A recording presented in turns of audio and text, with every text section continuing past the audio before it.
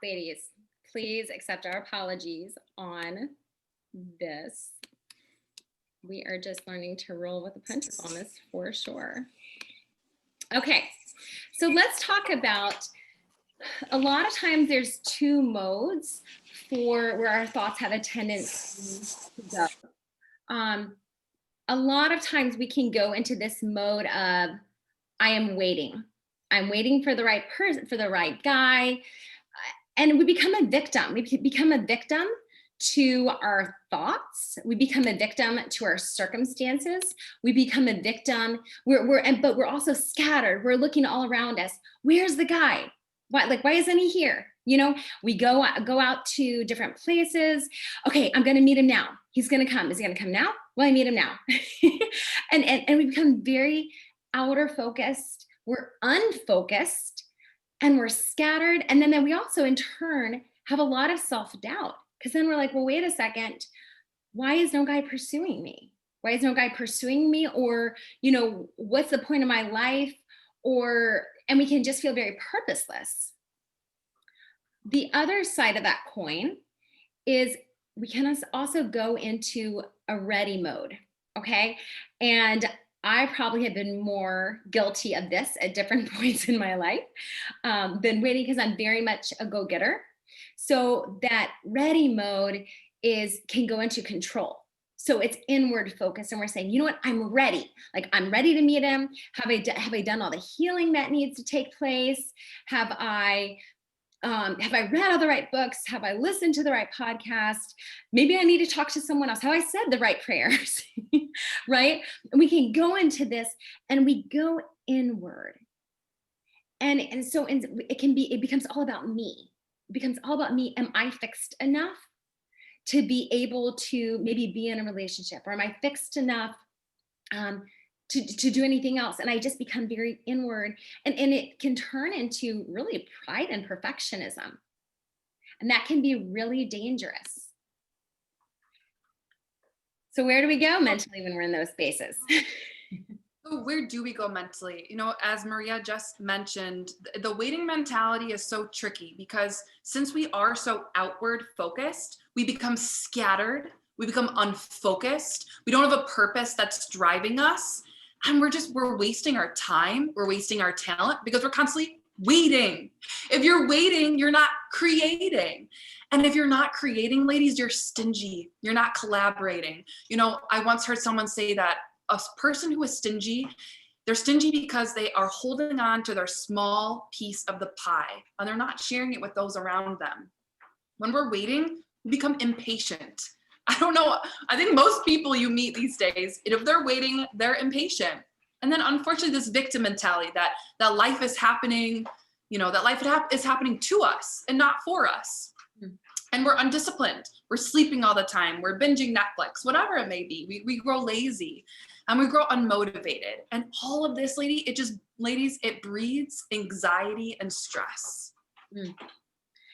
On the flip side, in the ready mentality, we end up playing it small, because all we can do is look at it. A lot of times we're saying, this is what I don't have. This is where I'm not at. This is what I don't have.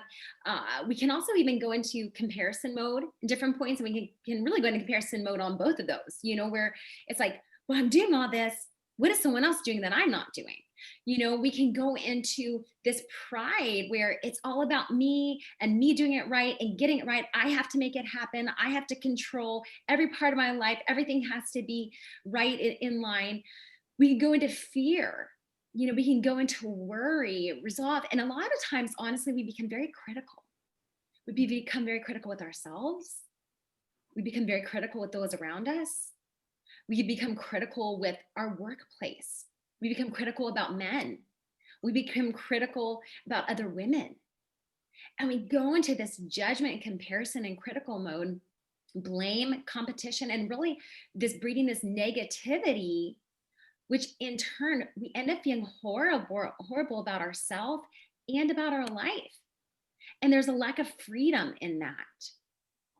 It's not a life-giving space to be in at all. So I love this idea that, and I don't know how much you guys have learned about this. This is one of my favorite science, I love neuroscience, and I love how God created our brains. So we have something in our brains called a reticular activating system, or a RAS for short. And what it is, it's a filtering system that God put in our brains. And the reason being is, so for example, it's the reason if I buy a white car, suddenly I see all the white cars. You buy a Jeep, suddenly you see all the Jeeps. Women who are pregnant tell me once they get pregnant, they see all the pregnant moms. and our brain works like that, because if not, we're taking in so much information during our day that our brain would literally explode from the influx of all the information. And so this way, it's our brain's way of saying, okay, let's focus on what you're telling me to focus on. I tell the women I work with, our thoughts are literally our God-given superpowers. Because what you focus on, you start to see more of. It's the same reason, I don't know if you've noticed how sometimes nasty people and unhappy people tend to get nastier as they get older, and happier people seem to get happier. The reason why is we literally are creating neural pathways in our brains, neurons that fire together, wire together. So we literally are creating more of those synapses for either joy and peace and freedom, or we're creating more of those neurons for unhappiness and anxiety. We're literally training our brain. So when we're in a victim mentality or in a control mode, then that's all your brain can focus on. Suddenly, that's going to be the space that your brain hangs out in. Well, I'm just a victim to my life. Well, I have to control and make everything happen. And it's a very unpeaceful place to live. So,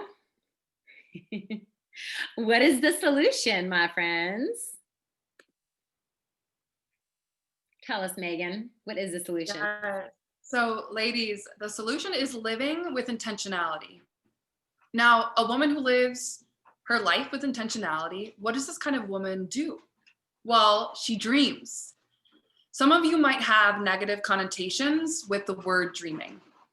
And I don't blame you, because what our society tells us is that with dreaming, it's what we will have or what we will become instead of who we will become. Because ladies, when you focus and study on your desires of your heart, you develop that into your purpose, and it then fuels you to create that dream. And a woman who pursues her dreams, it is the most beautiful thing, because she knows who she is, she knows where she is going, and she knows what she wants, because she's decisive, because she's aware. And it's so incredibly attractive. And you know what? The dream, it then fuels the discipline. She doesn't spend her day scrolling through social media in comparison. I was in a conversation with a friend the other day. And she was like, Megan, you always say comparison is the thief of joy. Who said that? And then I had a friend reach out to me and say, I think it's Theodore Roosevelt. So if you think it's Theodore Roosevelt, or if it's somebody else, send me in the chat. And I would love to figure that out. But it's true that comparison is truly the thief of joy, because a woman who is comparing herself, she doesn't see the value in herself, and she's comparing herself to the dreams of other women. That is so sad. I want you ladies to not be sad. I want you to dream. I want you to, in your little corner of the world, bring your light and your dreams and your desires to all the people that you encounter. That's not going to happen if we're Netflix binging, if we're sleeping because we're bored, because we aren't disciplined. We don't have a routine. A woman who dreams is intentional about her time. She cultivates every single moment of her day in order to encounter the people that she comes in contact with. And the most beautiful part about dreaming, the last part of that slide, Maria, if you could quick go back, is that she knows that her dream isn't actually hers, but rather it is her God-given call and a way to contribute and bring light to the world. And I just want to end on that note, that dreaming, ladies, it fuels freedom. Dreaming fuels freedom. It's so beautiful. All right, wholeness is the next one. You got a little sneak peek there. So the intentionally living woman, not only does she dream, but she is whole. Now, when Maria and I say whole, what we mean is wholeness is integration of all the different arenas of our life. A whole woman is very inviting. I am not saying that a whole woman is equivalent to your dignity. Your dignity is constantly whole, it's ever present. Wholeness means integration and harmony of all the different aspects of your life, from family to your self-image, to your contribution to society and to everyone around you, your wealth, your time, how are you spending that and giving that to others? And that woman who is whole, she's looking at all the different arenas of her life, and she's intentionally and beautifully and thoughtfully designing and integrating all the different parts. And so that leads that woman who is whole, that she's living them by design rather than default. And I love this phrase, is that life is happening for her, not to her. And I've definitely been in those moments in my seasons of my life where I had that victim mentality. I thought, oh, another thing happened to me, another thing happening. Oh, woe is me. But to switch our mindset to life is happening for us is one of the most beautiful switches that you can have to take control of your thoughts. Because a woman who is whole lives with this deep sense of freedom because she's learned the skills of integration. The intentionally living woman is confident about her self-image. And her self-image, when we speak of self-image, we mean the view that we hold of ourselves. So a confident woman, she knows her worth. She knows that it is objective and it is divinely given. It is not subjective to other people's thoughts, to other people's opinions, to what people say or what people do. It doesn't matter what has happened in the past, what will happen in the future, what what you've chosen, what if something was done to you, if you did something, your worth cannot change based off of that. Your worth is objective and divinely given, and the intentional woman is confident because she knows that here. The confident woman, she knows who she is, who she's becoming, and the standards she lives by, so she's not swayed by critics, nor is she caught in comparison and competition. Ladies, how many of you have found in your own life moments where you find yourself comparing your life? Maybe we scroll through social media and we're like, man, she looks so happy. Look what she's doing. She's doing all this incredible stuff. Or man, she's dating the guy that I would love to be dating. Or man, she's got the job that I really wanted. Or man, she's beautiful and I feel like I'm not, right? A lot of times, if we don't know our worth, we don't know who we are and who we're working on becoming, and the standard that we live by, well, suddenly we're a victim to everybody and everything. And that's a dangerous space to live. We see this in the culture today.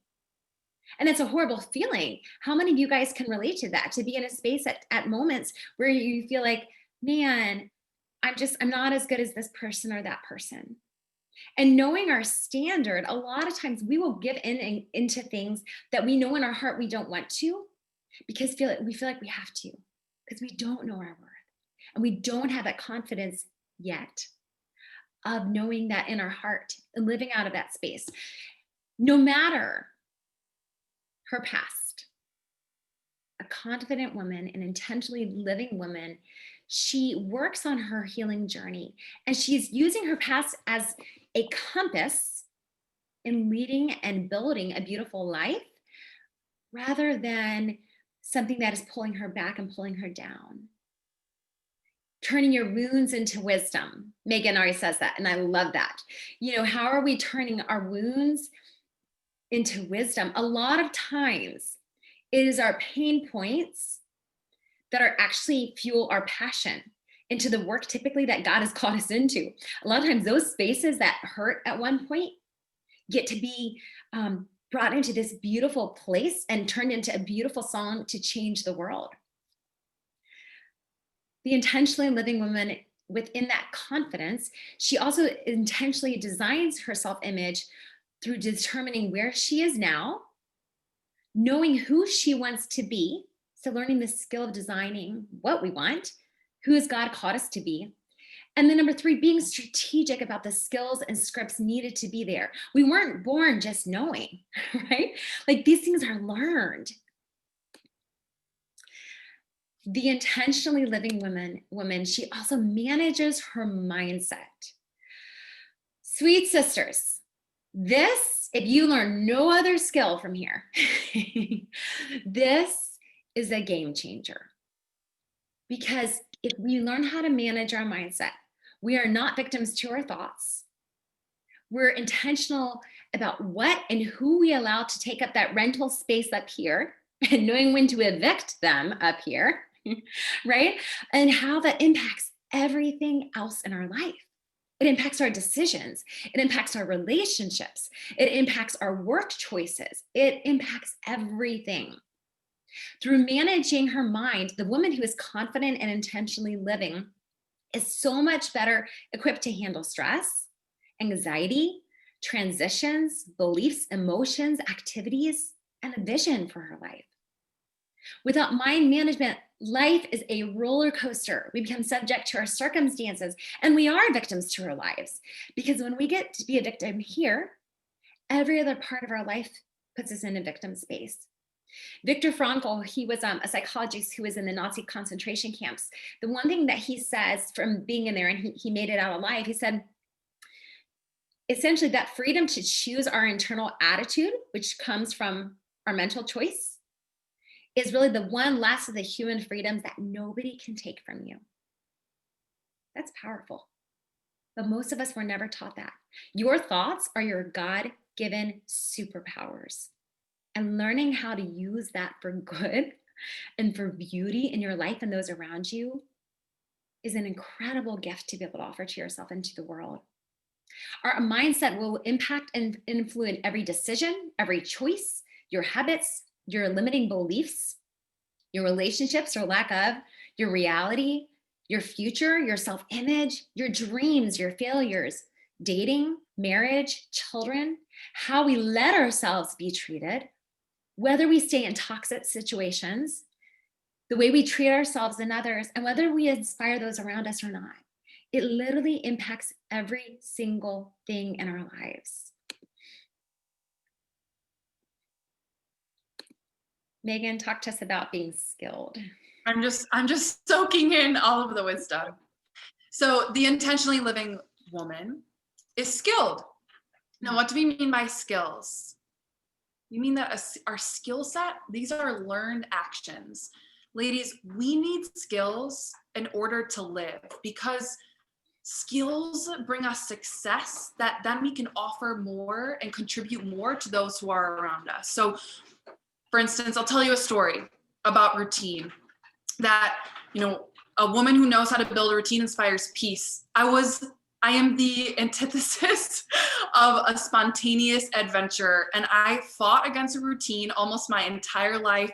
And it is really and truly only in the last year, one of the graces of COVID, during the lockdown, that I really, really hunkered down and created a routine.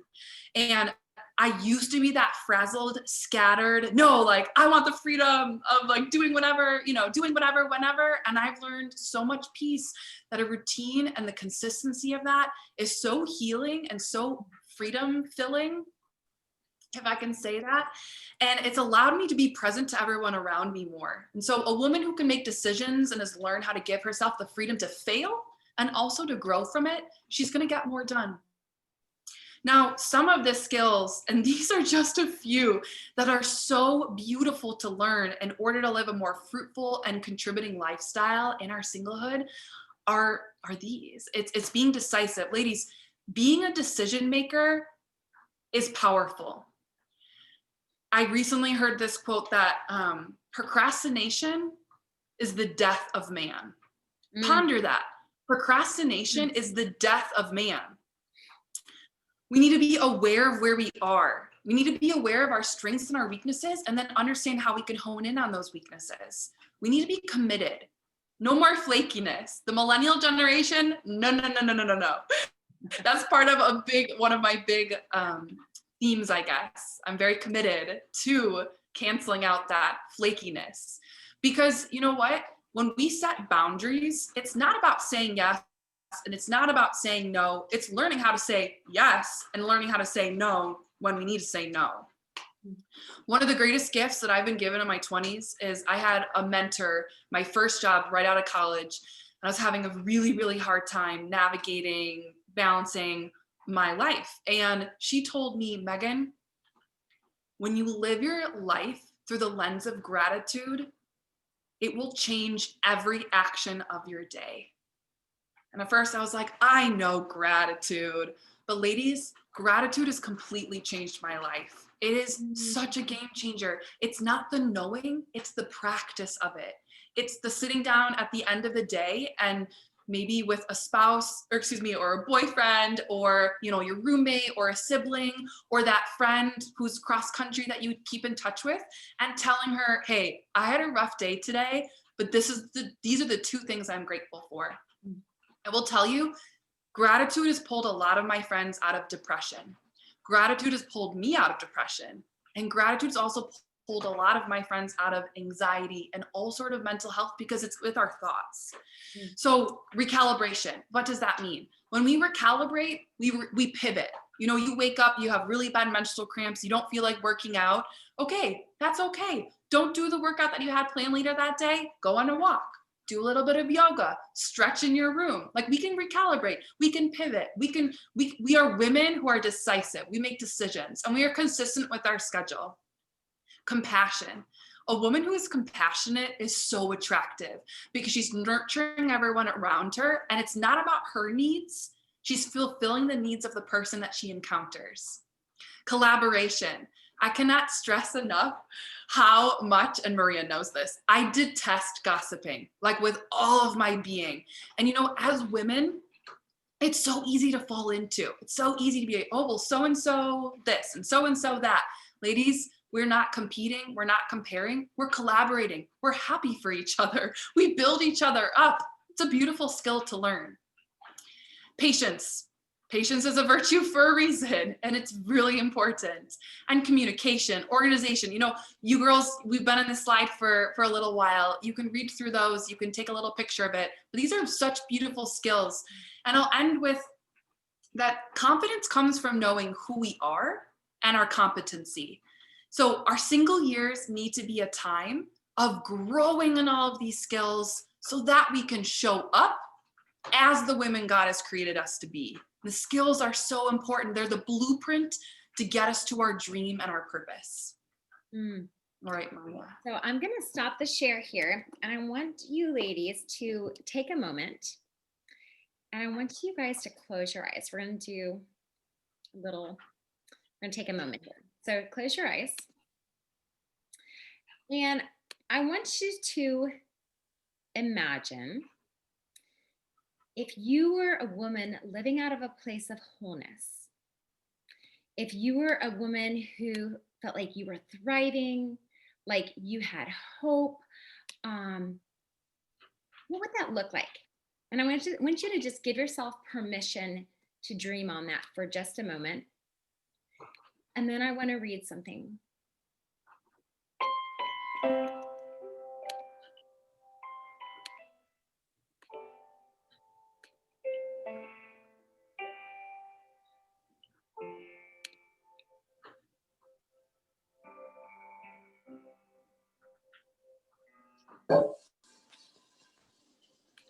So if you really give yourself permission to dream that you were living from a place of hope and joy and peace, what would that look like? What skills would you have? What would it feel like? What would it feel like in your heart, in your body, in your mind? What thoughts would you be thinking? What would that look like?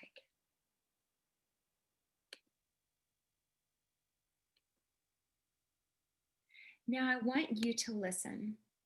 The intentionally living woman is intentionally training herself now so she can invest in a beautiful future and also be living a beautiful life right here, right now, where she is in this moment. Because this moment matters. She blooms where she is planted. She isn't wasting her precious moments lamenting where she is or isn't in life. She is present to the now, and she is focused. She's dreaming. She's discovering her desires. She's clarifying, working on her God-given mission vision, and goals. She's creating a peaceful rhythm of life and environment. She's managing her time. She's building a strong self-image and learning how to use the wealth of time as well as money for generosity. She's becoming a woman of impact and contribution. She's strategic how she shows up for her family, her friends, her dating life, and her work. She's developing strong and healthy boundaries and standards so that she and those around her can thrive. She is consistent and persistent. She is resilient and humble. She's free to fail forward. She's open and receptive. She's a reservoir for those around her, and she's intentional in all the arenas of her life so that she is able to give from a full cup. She's cultivating both a skill set and a mindset that assists her in creating an intentional life of peace, joy, abundance, and beauty. She is a walking, living, breathing contribution in who she is and how she shows up in this one beautiful, God-given life. I read something recently, and you guys can open your eyes if you want. I read something recently about this. I was reading about the science of sound, and I learned that there was this physicist and chemist, I think he was out of California, and there was another one that was working with him, and they discovered that all the cells in our body actually have a vibrational frequency, which means that we know that there are sound frequencies, right? Like that's how, when you sing, you hear those vibrational frequencies. That hurts, okay? Well, what they did was they took they could measure basically the pulses of those frequencies with some sort of scientific tool to make the sound audible so that people could actually hear the sound. And basically what they discovered is essentially every one of us has a song that our bodies are playing, that we are playing. And nobody's combination of that is the same, which means that you have a specific song that you are meant to bring to the world in who you are.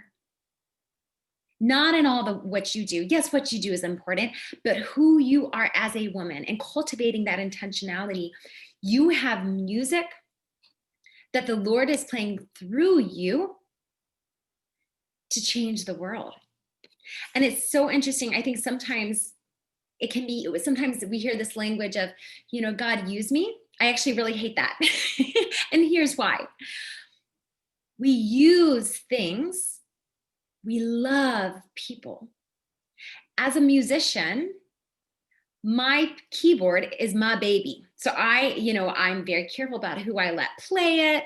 When we're bringing it in for a gig, I'm like right by the people helping me carry it. I'm very careful with it because it's very special to me. And so when I learned this about our bodies, I was going, oh my goodness, we can be instruments for the Lord. We can be instruments to bring this beautiful music because we literally are in our essence and who we are. We bring this beautiful song to the world.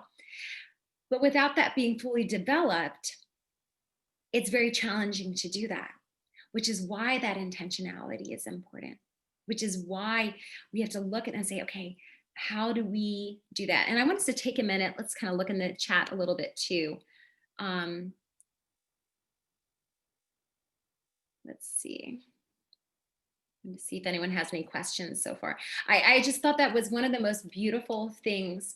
And one other thing that I would like us to do, because we have just a couple minutes before our guest gets here, and I would like us to do a little exercise. So today is January 14th, 2021. See if you guys can get a pen and paper, or you could do it on your phone.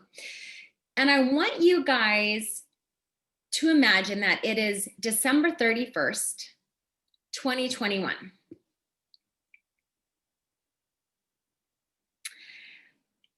It's December 31st, 2021, and you're looking back over this past year. Who have you become? What has happened in your life? What beautiful gifts have you cultivated? What moments of light and beauty have you brought to the women around you and to the men around you? What would you like that to look like? So I want you guys, let's take just a couple of minutes. And again, I want you to just write this down, because sometimes we underestimate that God's dreams over us are so much bigger than our own.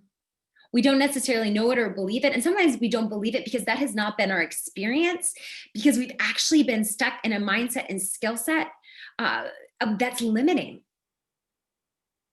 And if we don't know how to use those God-given skills, we can very often blame God, say, God, you forgot about me. What about me? When the reality is that he has remembered you. You just weren't taught how to use some of these beautiful gifts that he's given us in our mindset, in our skill set. It doesn't mean we can control everything, because we can't. We can't control our circumstances a lot of times. But when we can learn a skill set here and here, that's a game changer. So let's just take just a couple minutes. I want us to take like 3 minutes. And I want you ladies to just write that down. Anything that comes to mind. What are some dreams that you've had that maybe you didn't give yourself permission to achieve? You know, where you're like, someone told me it couldn't happen. And so just take a minute to write those down. What does that look like for you?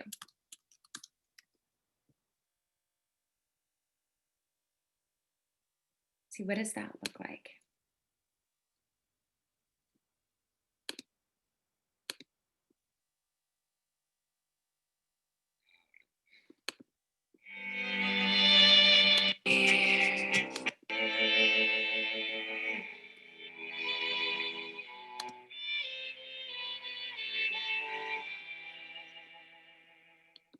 You are Alpha, Omega, beginning and the end. No place that you will take me. You have never been. You have never been. And you have walked my desert. You felt my every pain. You gave your life to take. And write down those dreams. What are some dreams for your year? What is something that you want to be able to say, oh my gosh, I accomplished that? Or I became this. Or I experienced this. You are making me new. For you have called me chosen. My heart is your pursuit. So give yourself freedom to just dream with it. Don't put boundaries around it. Don't put restrictions. Just let your imagination go with that. You touch my every fear, and in my darkest hour, I know that you are near. I know that you are near. I fall down and surrender. I lift my hands to you. You are making me new. For you have called me chosen. My heart is your pursuit. You are making me new. Now I want you to think of, what is that one really scary dream that you haven't let yourself dream, that someone said that's not going to happen. Your standards are too high for men, for work dreams, for life dreams. I want you to put that down. That big, scary, audacious dream. Write that bad boy down.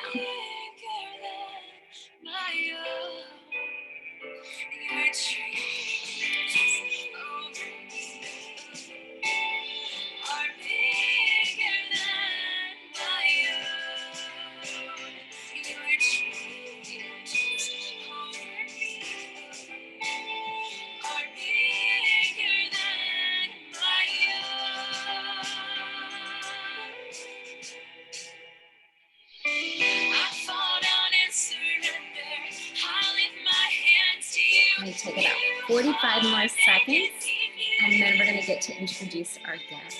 For you have called me chosen. My heart is your pursuit. You are making me new. I fall down and surrender. I lift my hands to you. You are making me new. Making me new. For you have called me chosen. My heart is your pursuit. You are making me new. And if you're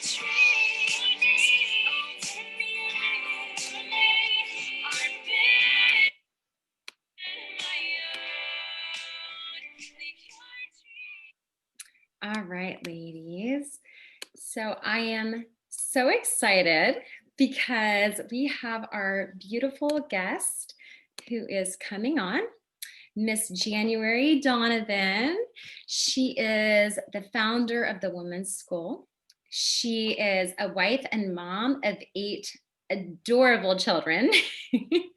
She's an author, she is a speaker, she is an entrepreneur, she is an innovator, she is a podcaster. This woman is one of the most impactful women I've ever encountered in my life, and also one of the most humble and genuine woman you will ever meet. And so I'm so excited. She's going to pop on here and just share a little bit about her story and a little bit about what the Women's School and why that is transformative for us. She has a story of her own from walking in from that single space, that season of singlehood into marriage. And maybe not all of you on here want to get married. Maybe you do, maybe you don't. But regardless, this season is important.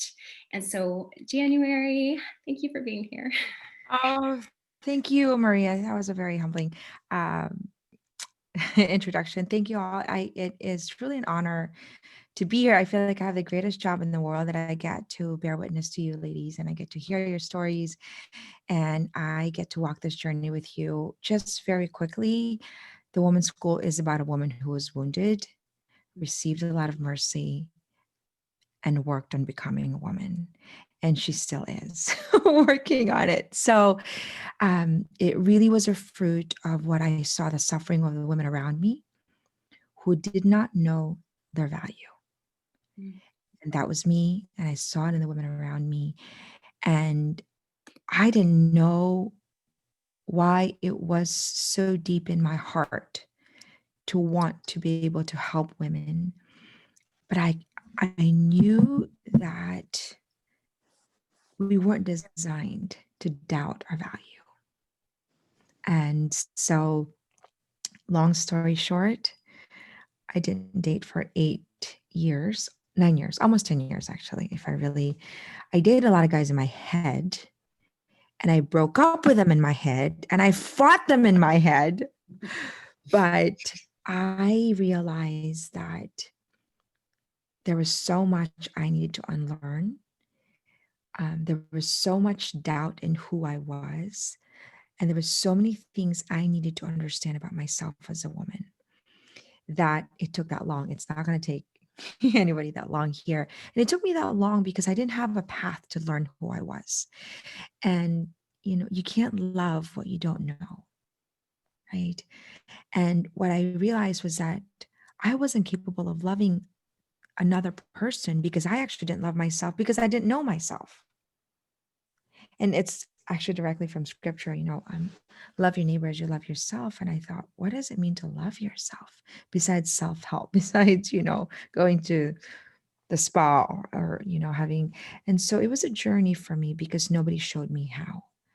And I would say that most of us have been robbed because nobody actually have given us actually the skills and the tools to actually get to know who we are and love ourselves from a very deep level. And so that's really what where my motivation came from was my own wound and seeing the women around me. But it's real. I cried every day, almost every day when I was single. I would say every day. I cried out of anger. I cried out of frustration. I cried because I broke up with this guy in my head. But I have a gift. I have a beautiful husband now that after all these years, I needed to first become in order to actually have the eyes to see that kind of man. So thank you. It was, I look back and I say, thank you, God, that you did not make me, compromise. And our wedding song was God Bless the Broken Road that led me straight to you. It's a country song. So that's my journey, and I'm still in this journey. But I think there's so much privilege in being single that sometimes we don't recognize that privilege because we're on to the next thing and we don't see the gift of the present moment. And I will tell you, ladies, don't waste your now. Because what you do now, if you're single, is a direct proportion of your peace of mind, of the way you are going to enter into the next season of your life. The more work you do interiorly, the more you understand yourself, the more seamless marriage and motherhood and the journey is.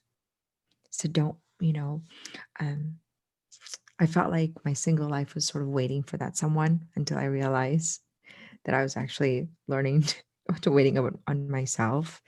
And that's the temptation. So I will open up for questions, thoughts, ideas. And I know you were working on those dreams, and I had a dream man, and I wrote my dream man. And what I wrote pales in comparison to what I have. But I read it, studied it. I studied men. I studied myself. But God is always more generous than we could imagine. So Can I'm you, open for questions. Yes. can you speak into, and ladies, go and start putting any questions in the chat. Can you speak into cultivating also your mission? Because Mhm. sometimes when we're in a season of singlehood, we can think that, oh, well, I just need to get married, or I just need to be in a relationship, or I just need to be in a different place. And then that's enough. Versus there is something that we are called to be and do right now in this season that is 100% as important as the next season will be. Can you speak a little bit into that? Absolutely. So every season has a mission. That's really important to actually sit down, because we don't realize that we're waiting on the next season of our life when we realize there's actually a dream that God is trying to give birth now in this particular season. Single, married, a mom of two, engaged. And it is our duty to discover that dream in that particular season. Okay. Why? Because the dreams that are so big in that particular season actually lead us to working on who we need to become. It is actually a vehicle. So let me explain this to you. If there was a dream when if you're single and the dream was, I need to write a book or I need to start an orphanage, but I'm going to wait to do that until I'm married, right? If we wait on that dream, right, then we're prolonging the process of our transformation. And what I mean by that is, if you say, okay, the dream of the season is that, I don't have a person in my life yet, but I feel called to, writing a book or creating an orphanage or doing this particular dream that I think is so crazy, you're going to work diligently and hard to achieve that dream. What happens when you work really hard to achieve that dream? You discipline yourself. I'm going to turn off social media. I'm not going to watch Netflix. I'm going to say no to going out with my friends 5 times a week. I'm going to work on this dream. And guess what happens? You start to chisel and form the woman. And guess what happens? You realize, oh, that dream made me a better woman. And then guess who you get to meet? A better kind of man. Right? Because you don't have the capacity to actually, almost make a decision or look for that kind of man if your eyes are sort of clouded. And so I think that we have to really dream in context of the season of our now, whatever that would be. My mentor always told me in January, you just focus on that dream in that particular season. And instead of you looking around, the man's actually going to find you in the path to that dream. And I remember she had a notebook for me, and and there was this, sort of that it was a cross that I put in there. It was a dream. It was sort of God's path for me. And it looked like a tree, because every single time I would write a guy's name, I was like, oh, there we go again, going on the right side. There goes Jacob. There goes, because I was trying to find everything else that would fill me instead of saying this is a dream and this is a season. And I think that it's also important to recognize that, when we're single and we're meant to be married, is everybody here single? I just want to make sure, because I'm speaking. That, if you think that you're meant to be married, there is that hole that you feel like there's a tug, you're meant to be with someone. but it doesn't mean that you only live until you meet that someone. You actually learn to live so fully that when you meet that someone wants to actually want to be with you, right? That they are inspired. I tell ladies all the time, you cannot change a man, but you can inspire a man. And inspire means to breathe life. That begs the question, is there life in you? And so we have to ask ourselves, if I'm stressed, if I'm worried, if I don't have command of my thoughts, if I don't have to draw boundaries, if I'm all over the place, does that then exude the life you want to radiate? And if it doesn't, there's a lot of work, and there's always a lot of work. Right? Because I had my mentor said, Jen, what kind of man do you want? And I was so giddy to write this like 10-page paper, and I wasn't 10, it was probably like, and all the things I wanted in a man. And I remember he was a priest actually. And, I finally, in my next meeting, I like handed over this paper and it was like, here you go. So excited. I was like, is there an application for a guy? And I remember he looked at me and he says, what is love? Love is a gift. So before you can actually have this kind of man, you have to be this woman first. So now be this woman. And I just felt like, sort of deflated, but I took that very seriously. I took one thing at a time. Oh, I wanted a guy that was responsible. And I was like, am I responsible? I wanted a guy that was a good leader. Was I a leader? I wanted a guy that was humble. Was I humble? So it was almost like the checklist of who I needed to become. It was painful at that point. But boy, marriage is so beautiful. If I can tell you, being with the right person because you are the right person, marriage gets better. Like I have been married for 14 years and my husband is crazier for me every single day. And not in a way there is, and I am for him, in a way that is so deeply rooted in our unique gift. Like all these like romantic movies, I don't even watch them because I feel like, wow, if they understood the love of a man and a woman that brings out each other's gifts, it's so powerful. But that took so much work interiorly. But that's not going to take a lot of work, because what took me a lot of work because I had no guide. This master course in this class, I will tell you, ladies, you take this course as a single woman, you will not recognize yourself after 6 months, and you're going to change your criteria of the kind of man you're looking for. And I want to answer. And ladies, I want to go ahead and say this right now. So Megan and I are going to be doing a joint journey together for single ladies.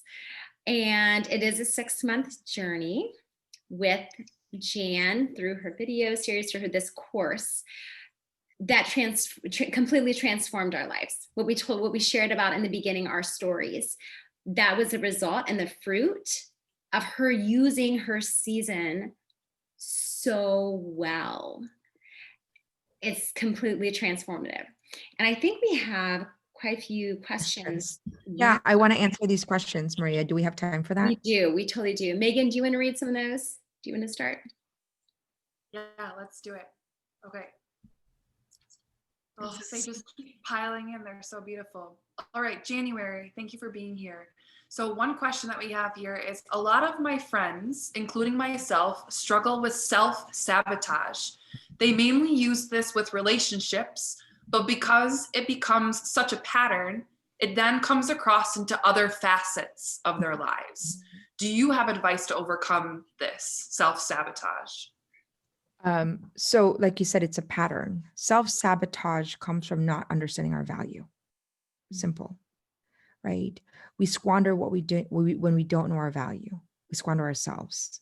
So we need to then understand our self-worth from a very neurological process. So self-sabotage probably maybe I don't know, the extent of the question, could have come from the fact that there was no skill to actually value yourself. So, for example, somebody made fun of you. You didn't have the script and the skill to honor your value. For example, I say this story all the time. My daughter was 7 or 8, and she went to her first day of school, and we had practiced how to manage other people's opinion of her. And so one day she came home, and this apparently she goes, "Mom, this boy, made fun of me." And I was like, "Oh, so how'd you feeling?" Now he's like, "Oh, I just told him that his opinion of me was not my opinion of me." And it was so casual. And I thought, gosh, do you know that I teach like thousands of women this? But it wasn't anything special. Somebody taught her how to manage the opinions of other people and react. So the self-sabotage could have come from family origin, could have come from an experience. And because we had no tools, it became a hardwire. How do you know that this is a cup? Because when you were 1, 2, or 3, somebody told you the process of repetition that this was a cup. It's like learning a language. It's literally a neurons in your brain. Same thing with self-sabotage. That's why when you say, "Oh, I want to stop, self-sabotaging myself," you actually cannot if you can't replace it with another neuron. You literally have to neurologically rewire it. But this will make sense when you understand the neuroscience behind our brain, which is what we do in the women's school. Because it's not just self-sabotage, it's everything. It's stress, it's anxiety, it's all these different things that we don't know are a form of suffering. And we think that there's no way out because nobody's showing us how. And I am here to tell you that most of us have been robbed of skills and of understanding our value. And so that's what to me was studying, women and realizing, wow, it's not a dead end. If we study our brains, we can reshape pattern. And you have a brilliant question because you're saying it leads into every facet of our life. This is why it's so important to understand the whole woman. Because in our culture, only parts of us seem to be valued: our work, our body, our popularity. It doesn't actually honor the whole woman. Now, nobody's going to tell you to say, "Oh, honor parts of you." You have to command the honor and dignity that is not yours, was given to you by God. So the reason why then it goes into every facet of our life is that if you self-sabotage in your relationship, what happens, if you don't still have the skill, your boss, makes fun of you, self-sabotage there too. And then your daughter makes fun of you, one of these, you self-sabotage. Why? Because you're not parts of many. You're one woman integrated.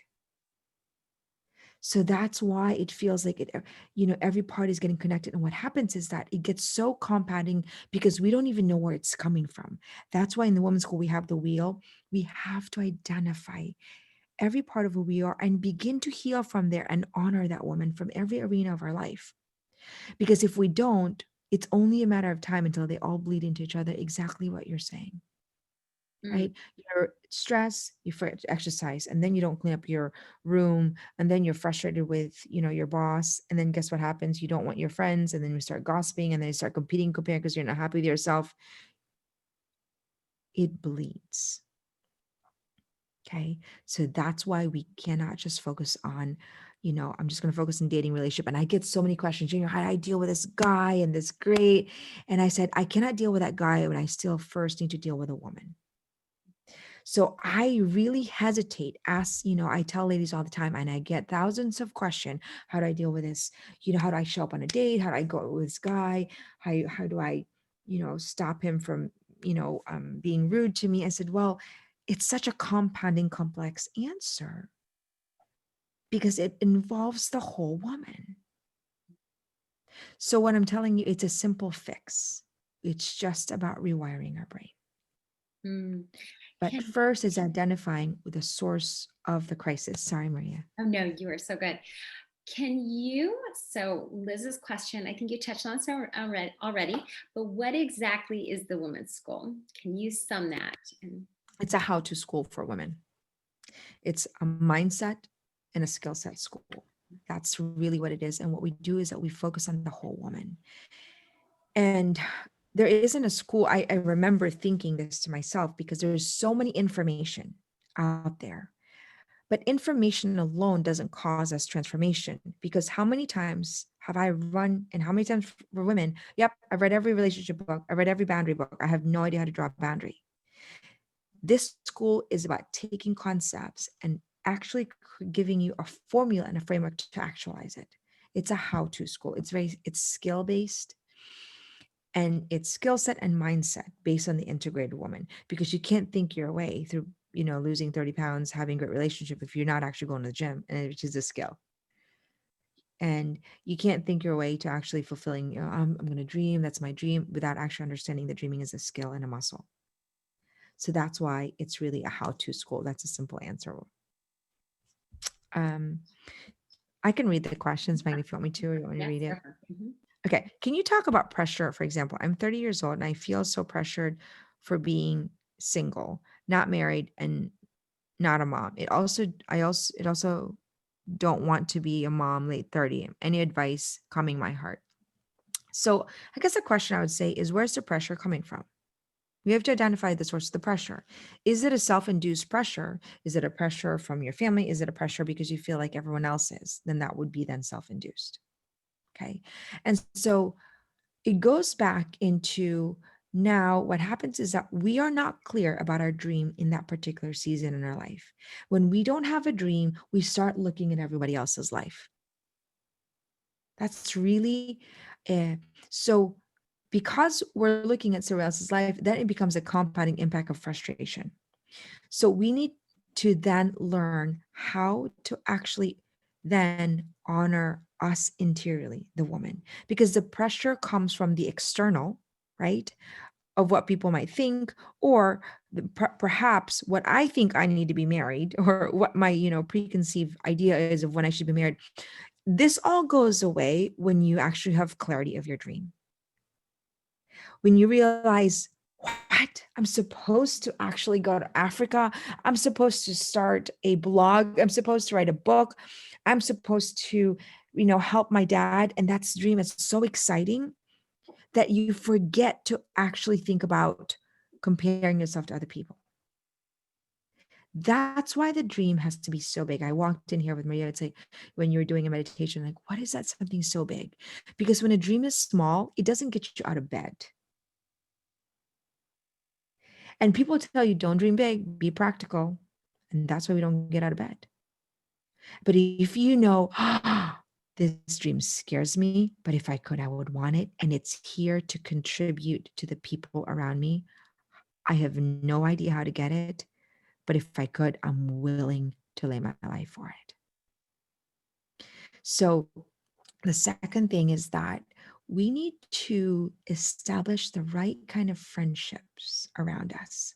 There's a mutual mentor and mentee friendship. We actually define this in the women's school, because the pressure could be coming from the friends that we love, but they don't understand what it is to actually continually grow and to chase your dream. We need to have friends that dream with us and grow with us. But that's a skill in itself. And here's the beautiful thing. Once we then create a culture where our friendships are chasing their God given dream and they're growing together, we don't even need to spend a million hours together, because it's quality over quantity. We get together and we say, hey, where are you in your dream? How can I help you? What's the roadblock for this dream? What book are you reading? How are you growing? How are you training yourself? Where are you in that skill set of recalibrating? Where are you skill set of holding that boy accountable? Let's give you a 3 action step. It changes the kinds of friends we have when we're actually dreaming. Here's the most amazing thing. What if that's the kind of friendship then we reestablish in our culture? Would women be more fulfilled? Fulfilled not because we're filling, all these material, fulfilled because we are becoming a better version of ourselves. So I think, sum it up, let's get to know who we are so we take away the pressure, and we really understand the dream in that particular season. But you're going to need the skills to do that. right? We can't solve the same problem being the same woman with the same level of skill set. We run into a wall, hence anxiety, stress, and frustration. We're trying to meet a really good quality guy, but we don't have the skills, right? 7% words, 38% body language. I'm sorry, 38% tonality, 55% body language. Every single woman should know that. Every single woman should know that who wants to meet a boy. And my daughter, I tell my children all the time, I am not complaining, Mom. I said, well, you're 7% is telling me you're not complaining, but the rest of it, and do the math, is. Okay. But we need to study ourselves. And that was the one thing that really changed the way I showed up with men was I would, I was told by my mentor to always say, study my action, reactions, and interactions. So every time I left the room with men, whether it's friendship, I would study how my actions, how my reactions, and my interactions, I would study them in a deep level. What was the impact? What can I learn from it? How can I grow from it? But that you need the skills to do that. You can't dissect something, like if you're doing dissecting something, but you have no idea how to dissect it. You need the skills to be able to do that. I hope that answers it. Okay, I'm going to move on. What was the most practical thing that prepared you for married life with your husband? Routine. But there's a lot of practical things. It's the first thing that come to my mind, because without a routine, you can't even learn skills. You don't have study, you don't have a rhythm of life. A routine is a form of us to create harmony and rhythm in our day. And every single woman should actually be masterful at building a rhythm of life. It's going to make your transition to marriage and motherhood seamless. Motherhood was not designed to be hard. It has hard moments, but with lack of skill set, it will be challenging. And so many times I have women who I've always wanted to be a mom, and then they get into their first year, and you're like, I can't believe how hard it was. Well, nobody showed them how, right? And my mentor used to get me to write my routine, even though it was the same thing every day. On a sticky note, I had to rewrite it every single day because the process of repetition trained my brain to think in rhythm. You shouldn't be reacting towards your day. And I'm going to just plug this in. My son, who's 13-year-old, and my daughter, who's 11, said, Mom, why do people sleep in? Don't they just waste their day? So this, I don't know what everybody's, and it was an interesting question because my 13-year-old, his friends are sleeping in, and sleeping in on the Saturday is 8:00 in the morning. And so, it's like, Mom, I came in there and my friend, I walked in there to ring the doorbell to wake him up at noon. And, I said, tell me what you've done this morning. Oh, my daughter, Mom, I've exercised this morning and I've, walked the dog. We've already done our project. I've baked a, cake. And I've done this. I actually I help her to reverse kind of engineer by helping her understand the importance of wasting our time and our talent. We are culpable before God over our time. So I'm not here to tell you to get up tomorrow morning, but I am in some ways to say, that's a time and talent that we are culpable for, because there's so much that we could do in that time when we don't waste it for study, for chasing our dreams. And I'm a mom of 8 and I get up early. I give myself permission during different seasons, but I'm running a school. I've got 8 kids. I have an infant, but I can give myself an excuse to not pray, but that would rob everyone else around me. Right. So all I'm saying is that that's probably the most practical thing, is building a rhythm of life and a routine, because that creates the harmony you need to transition throughout your day. All right. So do we have time? Am I going too long? How do we grow in clarity in our dreams? I'm going to cut it short. How do we grow in clarity of our dreams and the dreams to pursue? I know the right man will come in the right season. I am in the season of growing and coming back for my dreams. I was building with a man, but our relationship ended. So more specifically, how do we grow in clarity, the dreams, while in the season of rebuilding or growth? Great question. The only thing I can say is the first module of the masterclass will walk you through step by step. And the script that we always say in the women's school is that life happens for me and not to me. So perhaps there's a great reason God blessed the broken road. And it's okay. You can understand intellectually and not go there, but we really walk you through a very systematic process. I basically studied a lot of Fortune 500 companies and how they dealt goal setting and had dream setting and put it in context of women. And I created formulas and frameworks around it. So it's a systematic process. Um, uh, that's a skill. Okay. How to stop being so hard on ourselves? That's once again is a neurological wiring. Real quick, we need to know how to react on ourselves, right? I'm so hard on myself. First, why are you hard on yourself? So we need to actually study, do I know my value from within? Do I actually respect myself? Because if I'm self-sabotaging and I'm hard on myself, I'm not giving myself the chance to honor my value. So that's just a skill. It's a mindset more than anything that allows us to shift and give us permission to honor our value. So we go through that in the women's school, very, I would say, practically through scripting. Maria, interject whenever you feel like you need to. How do you discipline your mind to focus on your wholeness journey and not get distracted by infatuation and emotions? So I'm going to cut this question here because I think it's a long question. So we need to understand where our emotions come from. Our emotions come from our thoughts. And that's why we need to understand the neuroscience behind it, because we should be able to have a level of maturity. And the woman's school, the Art of Being a Masterclass, is really about maturing the woman. It's giving her the capacity to respond appropriately and to respond to whatever is needed in that situation, right? Like a 4-year-old can't respond appropriately and they could whine, and because they don't have command of their mind, because they don't understand how their thoughts actually impact their emotion. But I can look at my 11-year-old and say, like, she was doing something and she was sort of like, kind of working and frantic. And I paused. I said, why are you working and frantic? We work in peace, not in frantic. And I said, what are you thinking in your mind right now that's making you act that way? I said, you're going to wire that in your system to be frantic and doing something. I snapped it right away. I said, is that how you want to operate in your life? Right. And so, but she knows, okay, can you reverse engineer what you've been thinking that's causing you to react that way? It's actually that simple. And so when we understand how our thoughts impact our emotion releases a chemical reaction that actually changes our body then allows us to be more open or close to our spiritual growth. What do I mean? If I'm thinking, oh my gosh, I can't find the right guy. Oh my gosh, I'm never going to get married. It's horrible.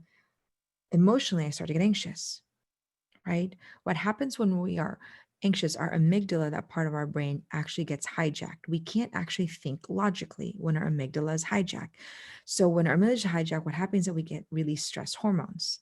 It actually releases into our body cortisol hormones. So then instead of us growing spiritually and praying and setting a purpose, we're constantly mentally, emotionally, and physically actually out of whack.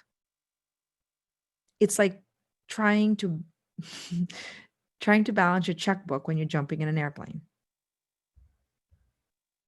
You can't. So it's how do you discipline? You learn it as a skill. And that's what we teach in the women's school is mind. We need to understand mind management. We need to understand how to actually respond to it. We need to also understand the science behind it. Maria is masterful with a scientific understanding of our bodies. We need to know our body scientifically. It is a gift. And if we don't know it, we don't realize how the impacts of our thought on our body, then we lose an opportunity. So we have to see it from an integrated perspective. I know my worth. I am doing the work, but my mind is getting distracted by a man who I know does not have feelings for me. So here's a distinction that we often say. And by the way, this is a humble question. I honor you. Knowing isn't being. That's a really important question. I could know to be kind, but I am not kind. We could know something. I knew that this guy that I liked in my head was not good for me.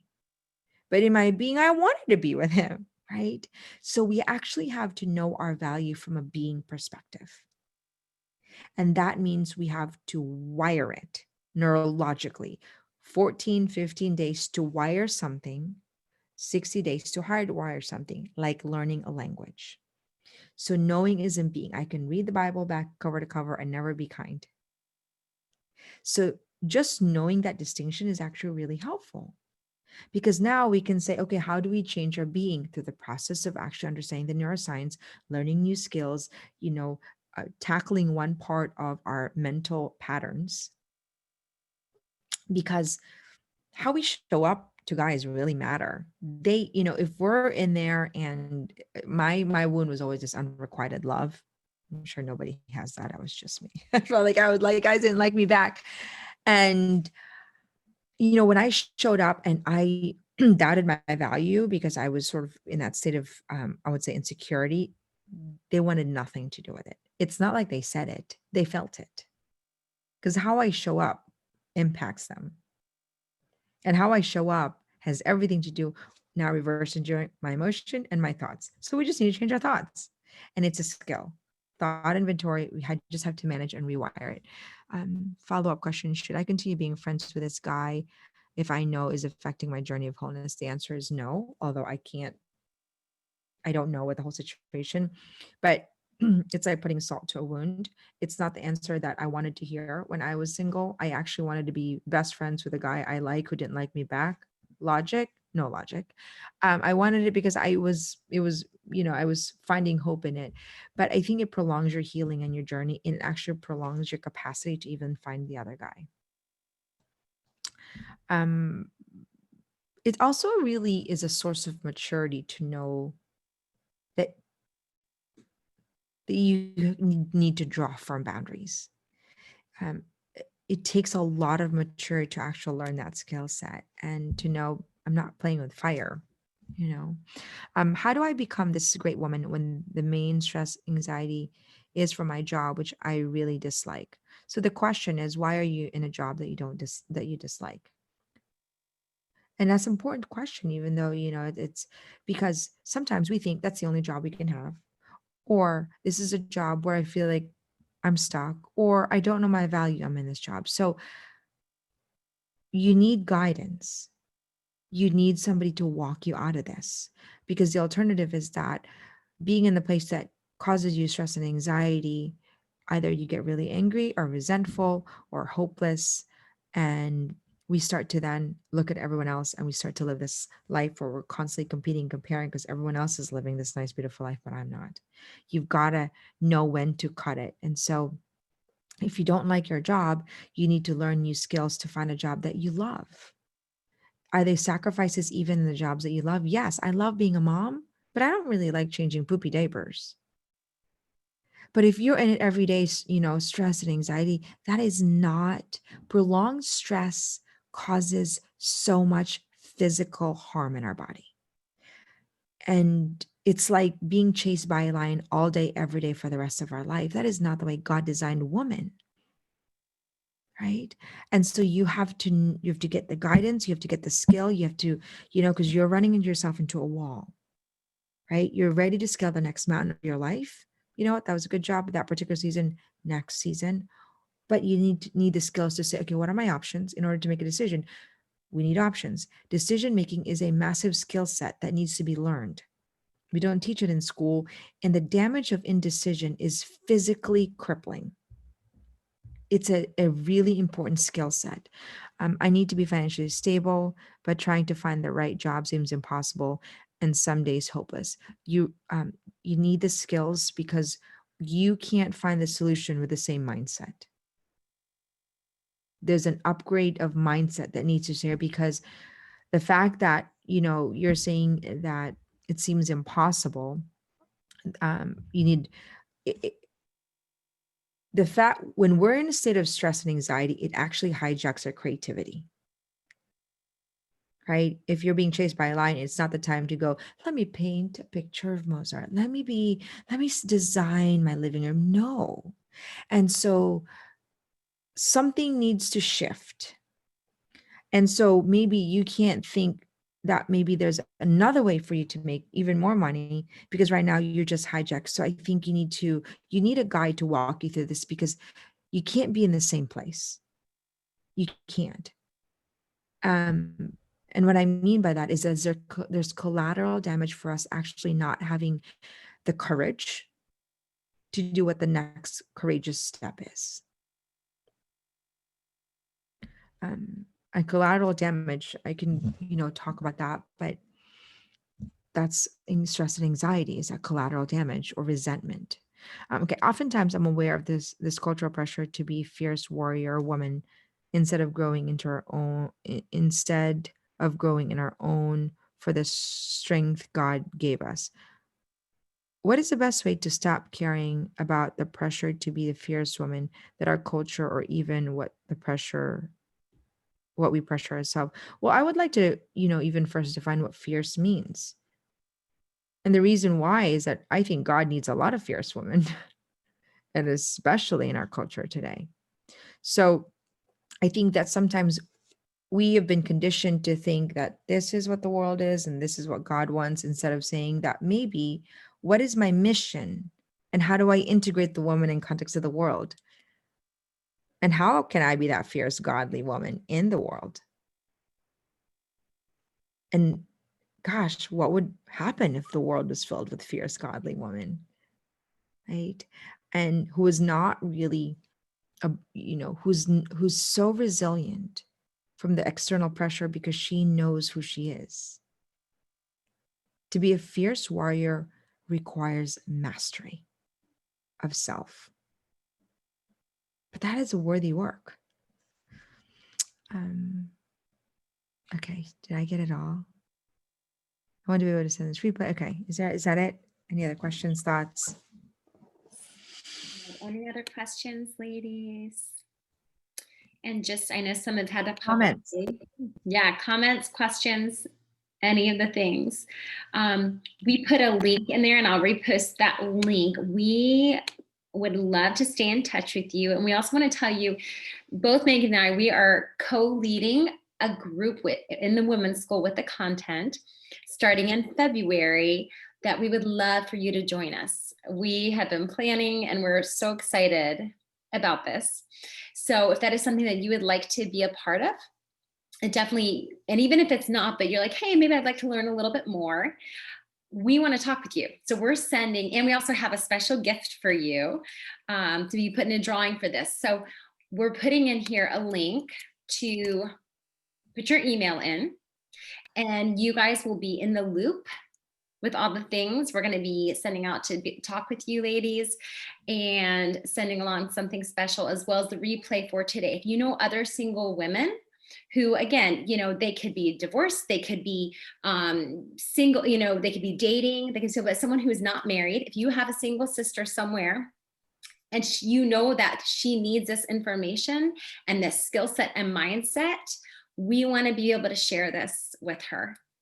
And so we just thank you guys. First of all, Jan, thank you so much for your time, for being on here. Thank you so much, January. Thank you. And I'll tell you, ladies, you are in great hands. And just from my conversation with Megan and from knowing Maria, I went to school with Maria, so I've known her very well. You will have a gift. Do not waste this moment that you have. So many women right now are desperate for leaders. So I am going to boldly invite you to actually join the journey. I'm going to invite you to actually say, you know what? What if we raised an army of women who did not doubt their worth, who understood their value, who knew how to fiercely face the world, who had fierce dreams, and who knew how to give birth to it? There is no time to waste.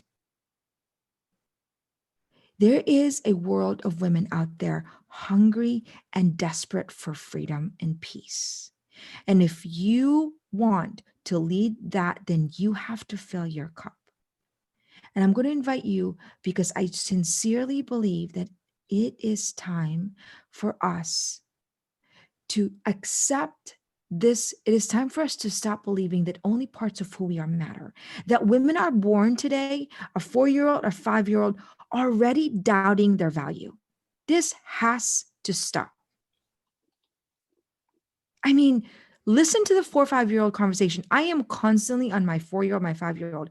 And so my invitation and my passion here comes from, if you do this, if we do the interior work, we can stop the next generation of women from doubting their worth.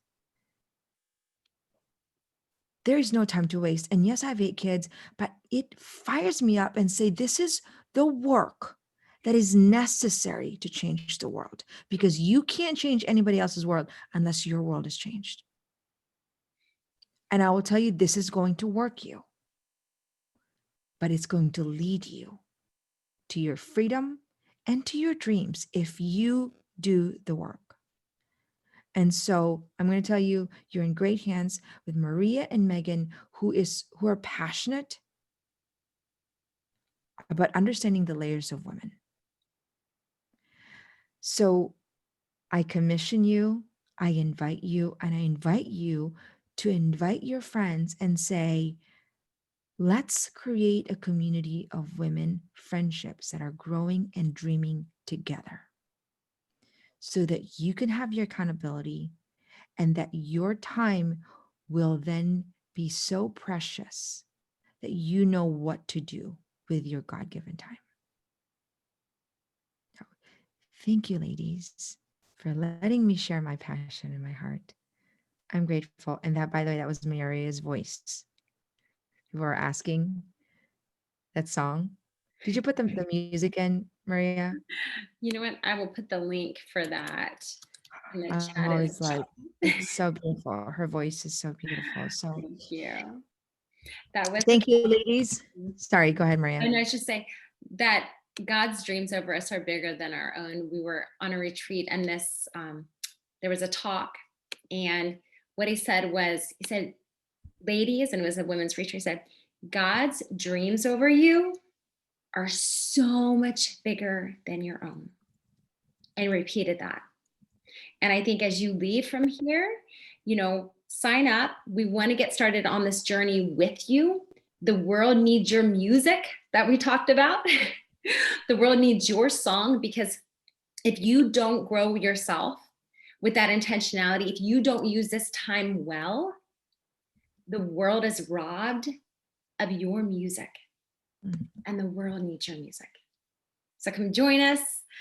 Thank you so much again, January. Ladies, thank you for sharing your time. Thank you, ladies. Have an awesome, awesome week. Thank you. God bless you all. Bye, Megan. Thank you so much. Bye, Maria. January. Thanks Hi, Sandra.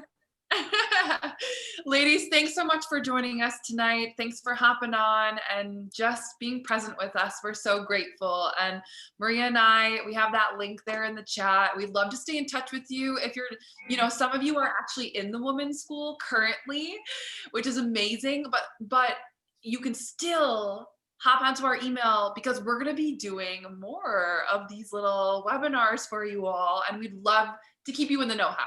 So make sure to click on that link and give us an email. And we'll put that on there for sure.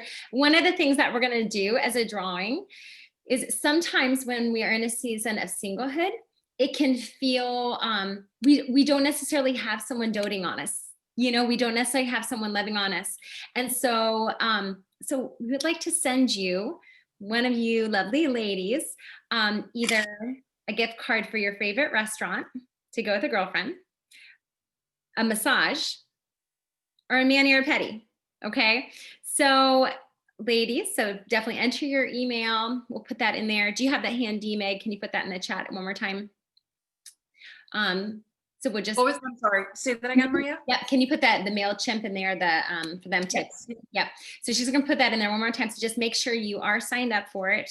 We do want to treat one of you ladies for that, and we'll keep you posted. We are starting this group together specifically for single women.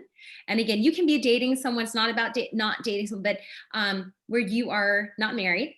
And we want to journey with you over the next 6 months. We'll be starting a group on February 2nd. That is a Tuesday. And we'll be journeying every other Tuesday for 6 months. So we'll go into those details. Put your email in there, and we're going to reach out to you. And we're going to set up a time to have a conversation and explain what it looks like tuition, how the whole thing goes. It is literally the most transformative schooling experience, all the things you want to call it, that you will ever have. So come join us. We appreciate you. We're so grateful. Yes, me too. Thank you. Maria, you're amazing. Oh my goodness. I'm so grateful to be partnering with Maria. She's such a joy, so life-giving. And for those of you who are in the women's school currently, invite your friends. You know, the 6 months, I will tell you, they absolutely fly by. 6 months is absolutely nothing for investing for the foundation of the woman that you want to become. And we hope that you become an intentional woman now that you've taken this. So we love you all. Stay in touch with us. And we're so excited to get to know you. Yes. Night, ladies. Mwah. Good night. Good night.